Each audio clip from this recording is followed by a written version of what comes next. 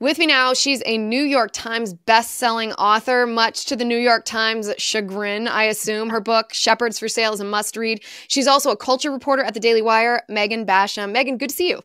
Good to see you. Thanks so much for having me. Of course. So I want to ask you about this tweet from Charlie Kirk from last week. We mentioned it on the show on Friday, I believe, but it is worth digging into a little more deeply. This is what he tweeted. He said, according to a new survey by George Barna, only 51% of people of faith plan to vote this November. Charlie says, translation, 41 million born-again Christians will not vote. 32 million mainline Christians will not vote. And then Charlie says this is a 5-alarm fire. I, of course, agree with that. I think you agree with that. That's pretty... we can maybe it isn't so obvious, obviously, if there's 73 million Christians that aren't voting. But let's start with the why here. Why are we seeing so many Christians sit out this election cycle? Right. And there's a really important data point in that Barna research, and it's that it's not just Christians that are sitting out. It is regular churchgoers. So it's not just the people who, culturally identify as Christians. Maybe they're not super committed to the voting process. It's actually really alarming that it's roughly 30 million who are the people who are at church every week and who typically are very committed to the political process. And Barna said in his research that he found that their voter enthusiasm is way down since 2020. So that is something that we really do need to talk about and notice. This isn't same old, same old. And a big part of why that's happening, I think, one, obviously, we have to acknowledge the abortion issue. I think the Republican Party's conflicting messaging on that this cycle has depressed enthusiasm a little bit. But there's also something else that I think is more significant going on. And that is the fact that a lot of this voter suppression, lack of enthusiasm, has been deliberately orchestrated by hard left secular foundations and billionaires. And they have been working for the last few years to try to convince Christians, hey, you don't need to vote. It's not important that you play a part of the political process. In fact, it could be political idolatry. So maybe it would be better if you find ways to accommodate the left's policies in the name of pluralism. And I can give you one really stark example that's going on right now.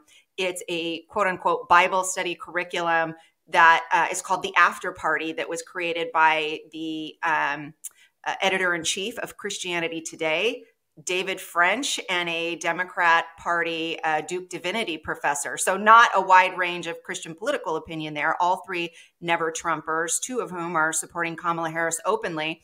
So they created this supposed political Bible study curriculum to go into conservative churches, conservative college campuses. There was an effort to get it on 185 conservative college campuses. And it teaches Christians that politics are really complex. It's not always clear who you should vote for. And what we really need to do is turn down the rhetoric. And in fact, we don't know how we should vote except on the issue of alleged racial injustice. There, they say it's very clear that Christians have a mandate to vote to stem the tide of what they claim is injustice in our policing system and other racial injustices. So it makes it pretty clear when you read the curriculum who they want you to vote for.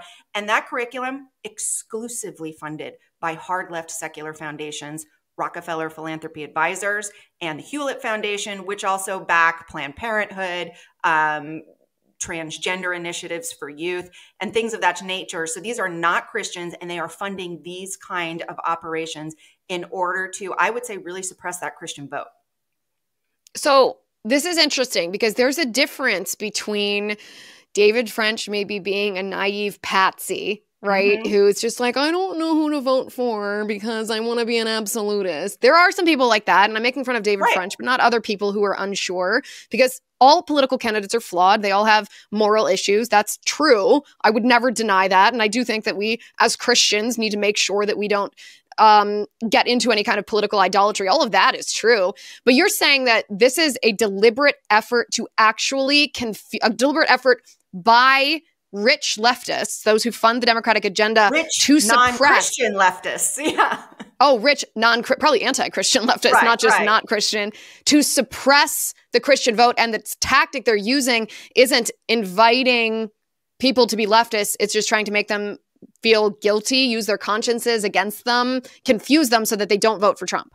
That is exactly right. That's exactly what's happening. And I can tell you that David French kind of gave the game away because this had all been packaged. And this is just one example, by the way. I don't want to give the impression that this is, the totality of what I'm talking about here. I detail a lot of these things in my book, just one example. But David French kind of gave the game away because initially they packaged it as, hey, we're just trying to help Christians have more grace-filled conversations around politics. But then he went on a podcast with Phil Vischer, who, if you're not familiar with him, VeggieTales. VeggieTales. That's right. He was the creator of VeggieTales. And he told Phil Vischer, this is about taking on MAGA. So he really, I think, in a moment of transparency, revealed what this is really about.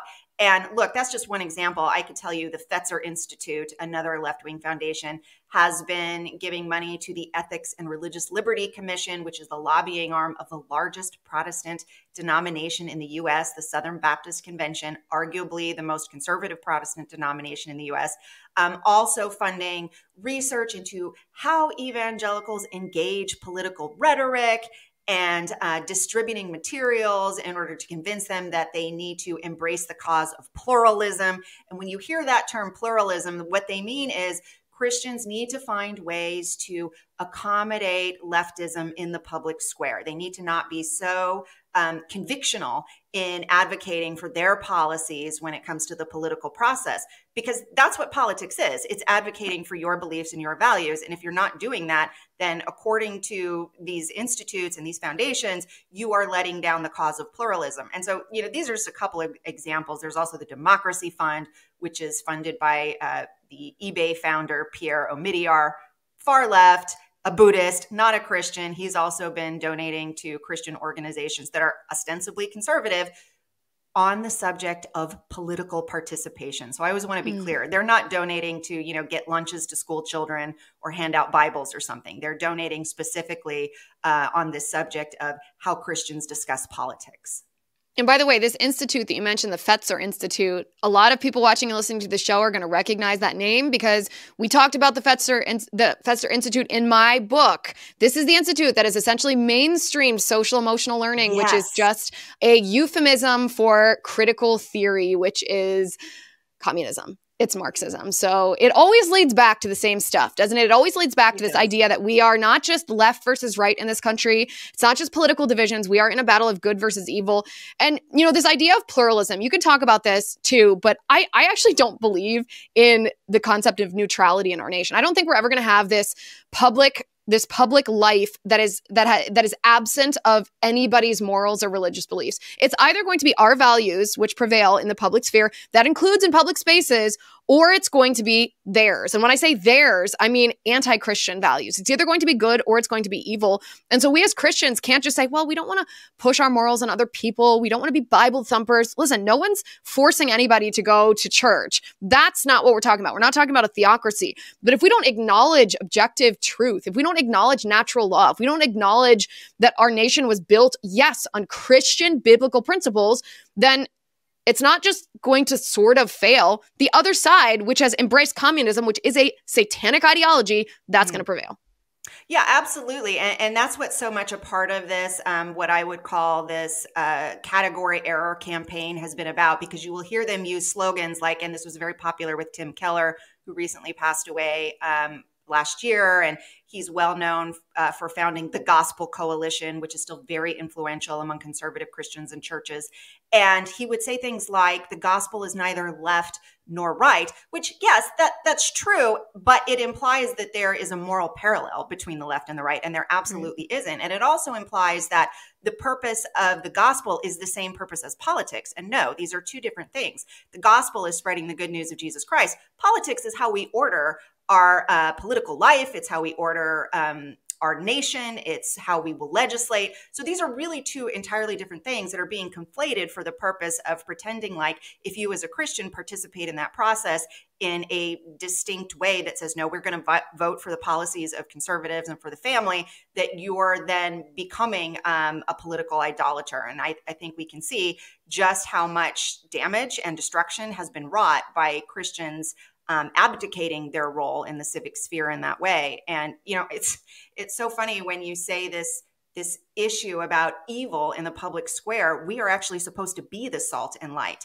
And when you see us not participating, that preservative effect that we're supposed to have, we're not having then. And one more data point in that Barna research, it said that 36% of churches have not mentioned voting. They haven't taught on the civic duty of voting in their churches. And that is something that actually is biblical. We are the rulers, according to Romans 13 in our society, and we have a role here to do good then. Yeah. Yeah. It's interesting. I mean, to think about this number, it really comes down to if Kamala Harris wins, then it's Christians and pro-lifers who are mostly Christians. So I am going to conflate the two. I know there are some pro-lifers who aren't, but most are. Mostly. It's really Christians who will be to blame for that in a passive way. But some are, I mean, action and lack of action are both culpable when you are coming up on Judgment Day. Do you think that most of these Christians, these 41 million born again Christians, 32 million mainline Christians, do you think that they have been essentially wokeified?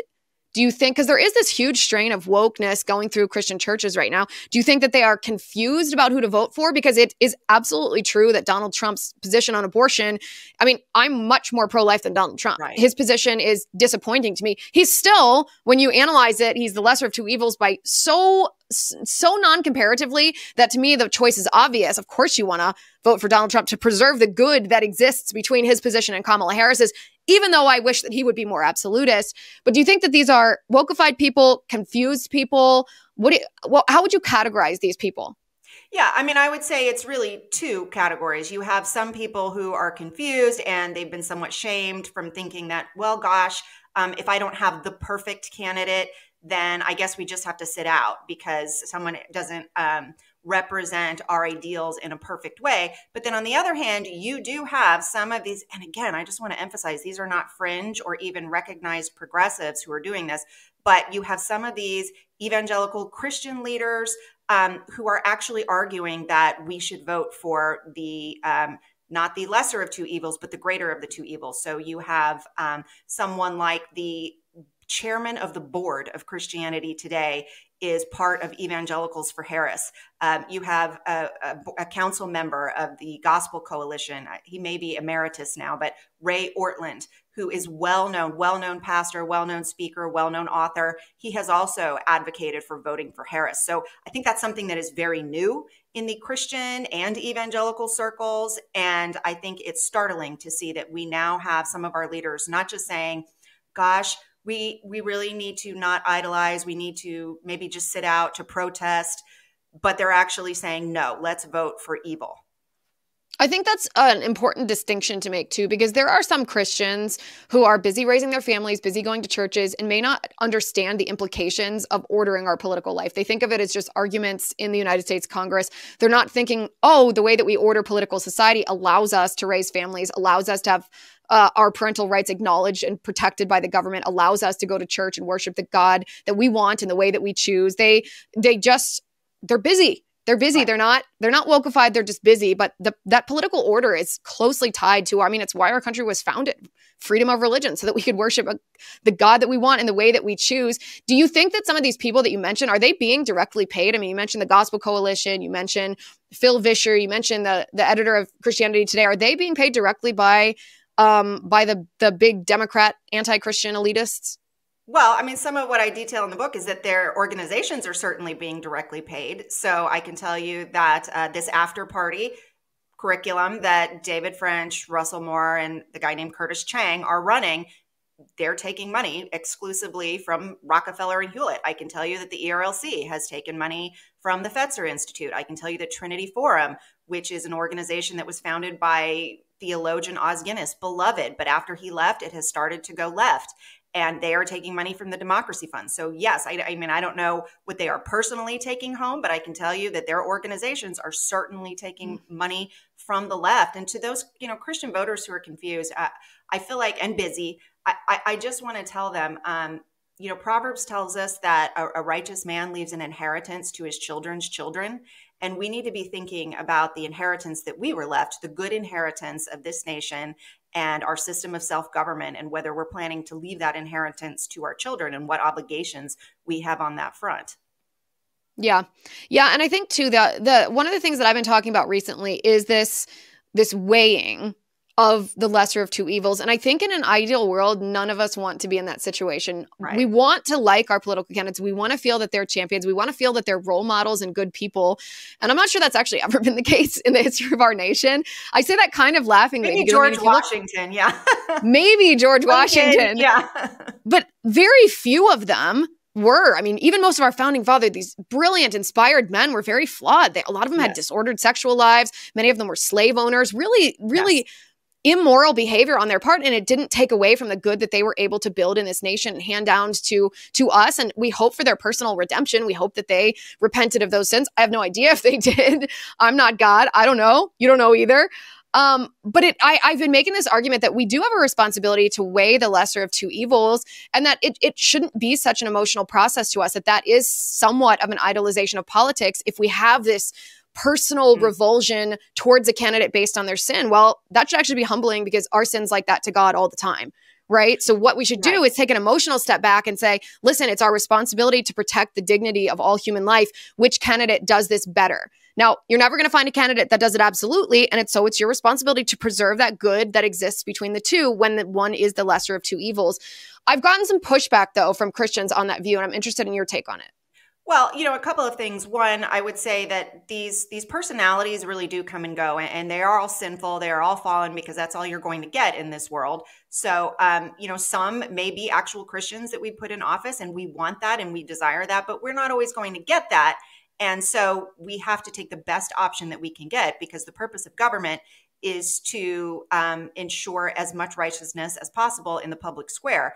And so we have to do our part to ensure that that's what's happening. It is to restrain evil. And if it's not restraining evil in a system of self-government, then we have to ask how much of that is on us. So one, I would say that, those personalities, they'll be gone shortly, but those policies could have generational impact. And I heard a pastor say this recently, and I thought this was a good way to put it, was that he pointed out a vote is not a Valentine. This does not mean that you are in their fan club. It is selecting a set of policies, and that's really important when we look at how we govern ourselves. And even more specifically, I had a different pastor friend, and I thought this was such a good analogy. What he said was, when it comes to the issue of life, Christians, pro-lifers, have been asking for an apple pie from the GOP. They would like Trump to deliver them a baked apple pie. But Trump isn't going to give them an apple pie, because that's not who Trump is. That's not his personal conviction, and that's disappointing. But what he has done is made a way that we can have flour, apples, sugar, and our job now is to go out into the states and figure out, okay, how do we make apple pie in all these states? And I understand that that's a messy, hard process, but the way has been made, and we need to protect that way, because you have another presidential ticket on the other side who is promising that they're going to take that away and nobody's having any apple pies. So I liked that analogy. I think it's a simple way to look at it, that what we're really doing is preserving the avenues so that we can continue to rack up some pro-life wins. And that really, at this point, is bigger than Trump, and it will go far beyond Trump. Yeah. And you have a candidate in Kamala Harris who champions and smiles about abortion up until the moment of birth. Big, healthy babies, 7, 8, and 9 months inside the mother's womb, being ripped apart for no reason other than convenience, who has a running mate who signed a law that allows doctors to deny medical care to babies born alive after botched abortions. It doesn't get more evil than that. It simply does not. And that doesn't even take into account issues of inflation so that you can support your family, issues of religious liberty so that you can worship God, issues of keeping our nation safe and getting us out of forever wars so our children don't die to line the pockets of warmongers. That doesn't take into account transing innocent children, mutilating their bodies in the name of a communist ideology, filling their minds with critical race theory, telling them they're evil because of the color of their skin or oppressed based on the color of their skin, the crime and safety in our cities, an open border that is not about welcoming the sojourner, but is about criminals, cartels, gang members coming in, ravishing our city, overwhelming our welfare system as a deliberate plot for the Democrats to destroy our system of government and impose their tyranny. These are all things that it should be very easy for Christians to see that Donald Trump is the superior candidate, regardless of whether he is as pro-life as we are or not, which, again, I wish he would be. Yeah, and I think that we're all feeling that way about the GOP generally, because that was the platform that came down. But let's also remember that this isn't just an election in which Donald Trump is going to be on the ballot. There's going to be senators, congressmen, down ballot issues. We can look at the abortion amendment that is up for the vote in Florida. It's appalling. It will completely leave basically every unborn, preborn life at the mercy of a mother's whims. And those are things also that Christians need to get out and vote for. And so I don't think that you can justifiably say, well, I don't like Donald Trump, or I find him morally objectionable, so I'm not going to vote. I cannot bind people's consciences on that issue, but I would certainly tell them he is not the only person on the ballot. So even if you feel like you can't vote for him, you can't abstain here on some of these other moral issues. I think we have a stewardship duty to get out and make our voices heard as Christians, and to be that salt and light in the public square. Now, I think you should vote for president, but if you really feel that you can't because of your, spirit-led conscience issues, then I can't tell you to violate that. But I think certainly a lot of prayerful soul searching ought to be happening among churches as to just how much guidance they're offering and how much truly biblical teaching they're offering. Because one of the things that Barna said was that they're just avoiding the election, that you have just a huge amount of churches who are saying, we don't quite know how to talk about it. So we as pastors are going to abdicate our responsibility and just not talk about it. Yeah, and I think I would take it one step further than you. I think people do have a responsibility to vote in the presidential election. And I think as Christians, we have a moral responsibility to vote for the lesser of two evils, to preserve the good that exists between that lesser and the greater of the two evils. Policy-wise, personalities aside, I don't care about anybody's personality here. Also, guys, everybody watching, you should check with your churches. You should check with the organizations that your churches work with and see where they're getting money from. Because if your church or a Bible study that your church is partaking in, or the leadership or any kind of association with left-wing organizations, you should speak up, because it's going to take us as Christians, as the body of Christ, to get this out of Christian churches so that we don't have Christianity being wokeified. We know what the left's tactic is. It's the infiltration and overthrow the civil institutions in our country. We've seen this in the media. We've seen this in education. We've seen this in the law. They obviously are coming after the family, but don't forget, religion is also a civil institution, a pillar of our country, and they are doing their best to subvert us from within, because without religion, without family, without a free press, without the law, without all of these, without the education system, we're going to fall, and it's going to be easy for them to overthrow our government. That's what we're seeing happening. Megan Basham, thank you for all that you do, reporting this, exposing this. Guys, go get her book. It's called Shepherds for Sale. The New York Times put her on the bestseller list, and you know that they hated every minute of it, which is just another reason for you to buy the book. Thanks for being here, Megan. Thanks for having me.